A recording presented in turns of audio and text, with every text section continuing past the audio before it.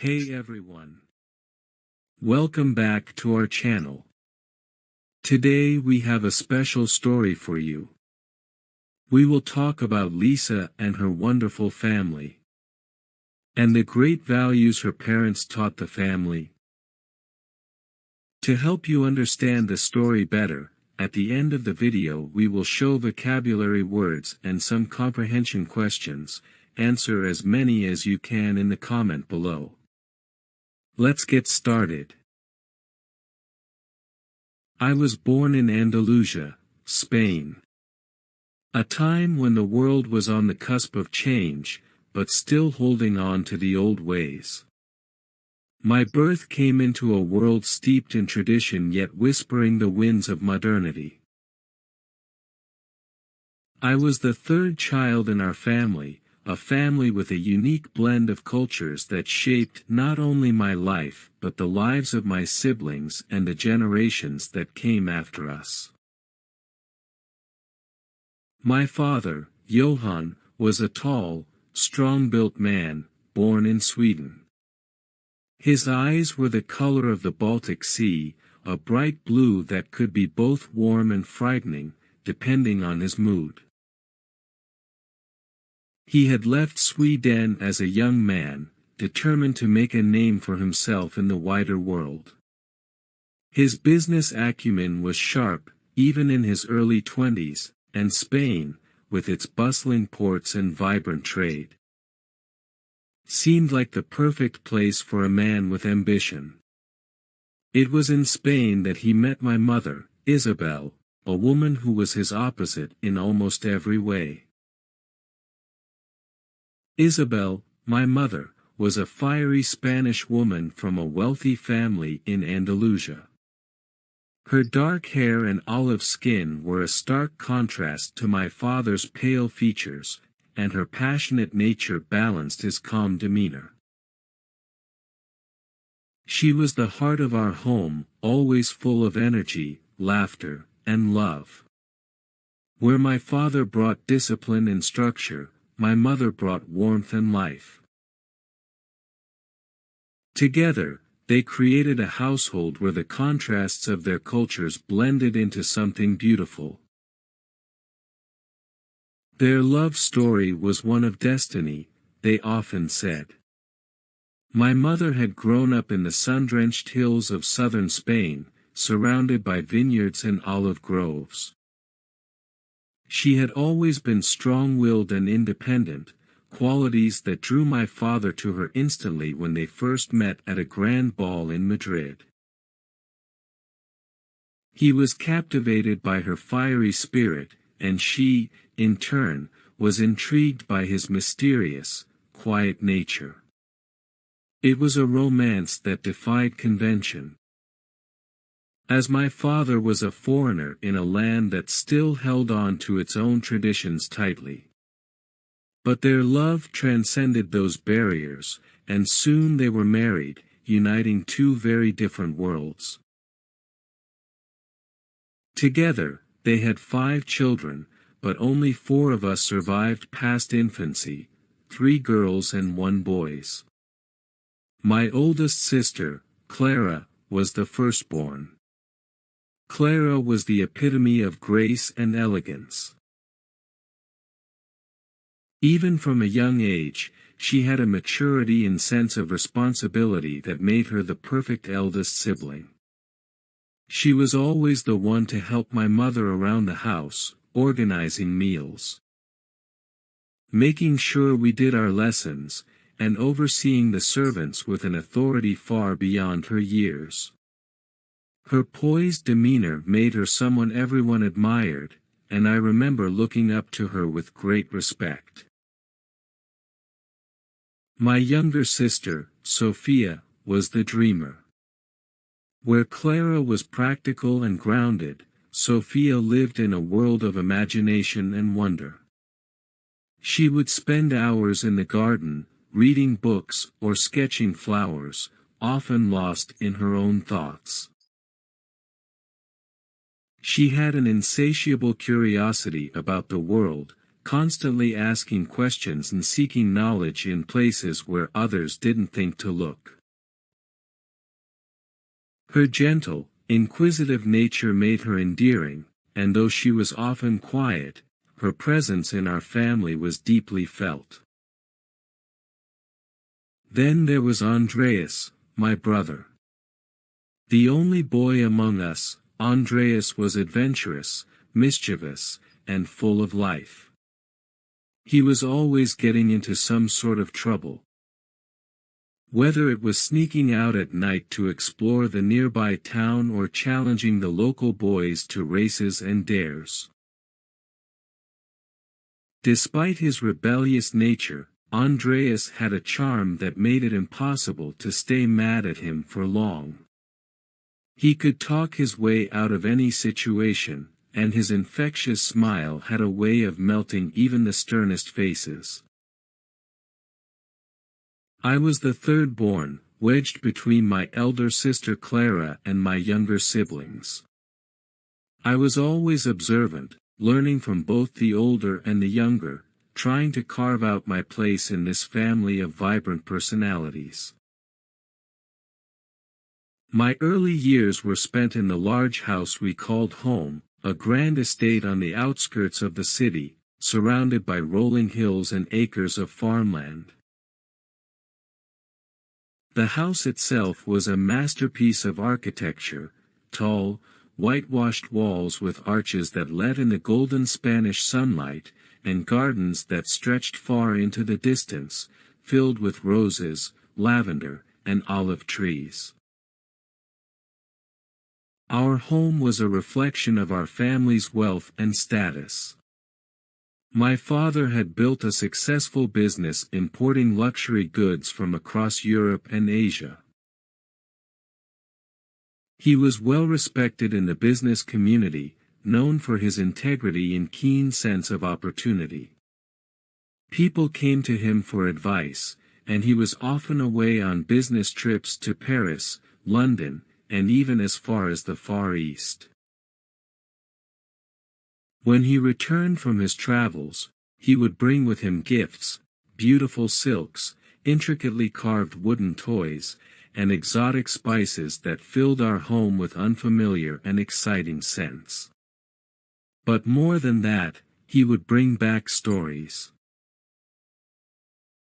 I remember sitting by the fire with my siblings, listening as my father told us tales of bustling markets in Morocco, snow-covered streets in Stockholm, and the mysterious temples of India.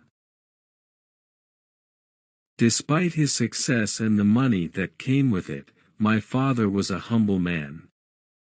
He believed that wealth was not something to flaunt but something to be used wisely. He always taught us the value of hard work and the importance of giving back. Money is a tool, he would say. But it's your character that defines who you are.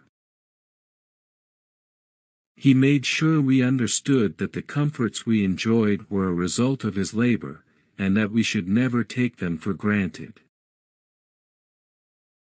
My mother, on the other hand, believed that life should be celebrated. She was always hosting lavish dinner parties, inviting friends, family, and business associates to our home. The evenings were filled with music, dancing, and laughter. My mother's Spanish heritage came alive during these gatherings, as she would entertain guests with stories from her childhood or perform traditional flamenco dances. Her skirt swirling as she moved with the grace of a seasoned dancer. She had an energy that was contagious, and our home was always filled with joy when she was around. But my mother was more than just a hostess. She had a deep compassion for those less fortunate, and she often involved us in her charitable work. I remember helping her prepare food for the local orphanage or assisting her in organizing fundraisers for the nearby hospital. She wanted us to understand that, while we were privileged, There were many people who were not, and it was our duty to help where we could. Her kindness and generosity left a lasting impression on me, and I've carried those values with me throughout my life. Our childhood was one of privilege, but also one of learning and growth. We had the best education money could buy, attending private schools where we were taught not only academics but also the arts and languages. I remember my tutor, an elderly gentleman from France, who taught us to appreciate literature, poetry, and music. We learned to speak French, English, and Italian, in addition to our native Spanish and the bits of Swedish that my father would occasionally slip into conversation. But it wasn't all lessons and formalities. We spent hours exploring the vast estate, running through the fields and playing games that we made up on the spot. There was a small river at the edge of the property, where we would often go to fish or simply watch the water flow by. Those days were filled with adventure and wonder, and I remember them as some of the happiest of my life. Every summer, we would travel to Sweden to visit my father's family. The journey was long, and I always found it exciting to leave the warmth of Spain and arrive in the cool, crisp air of Sweden. My father's family lived in a quaint wooden house by a lake, surrounded by forests that seemed endless to my young eyes.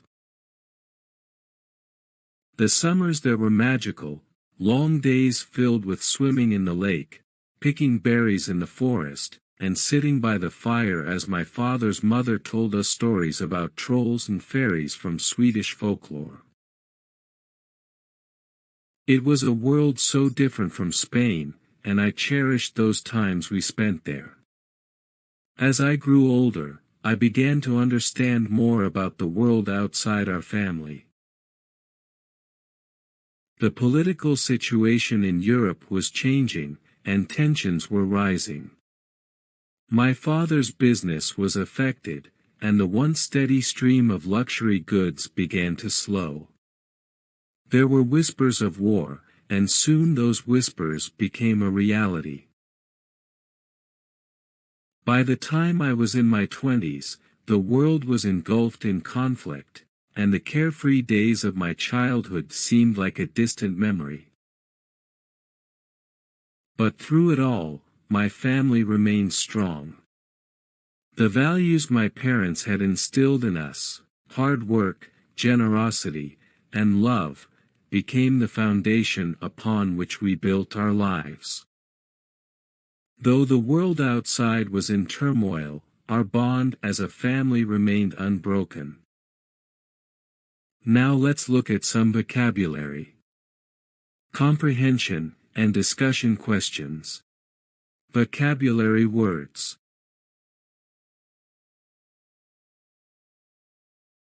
Stoic. A person who can endure pain or hardship without showing feelings or complaining. Example. My father was stoic, always calm even in difficult times. Contrast. A difference between two or more things, especially in a noticeable way. Example. There was a strong contrast between my mother's passion and my father's calm. Privilege. A special advantage or benefit not available to everyone. Example. We lived a life of privilege, but my parents taught us to remain humble. Vibrant. Full of energy, life, and enthusiasm. Example. The streets of Madrid were always vibrant, with music and dancing. Inquisitive. Curious or eager to learn new things. Example. Sophia was an inquisitive child, always asking questions. Resilient. Able to recover quickly from difficulties or challenges. Example. Our family was resilient, staying strong during tough times. Comprehension questions. 1. Where was the narrator born? 2. What was the narrator's father's name and where was he from? 3. How did the narrator describe her mother? 4. How many children survived in the family? 5. What values did the narrator's parents teach their children? 4. How many children survived in the family? 5. What values did the narrator's parents teach their children? If you enjoyed this story, please give us a thumbs up, and don't forget to subscribe. Hit the bell icon. Thank you for watching, and I'll see you in the next video.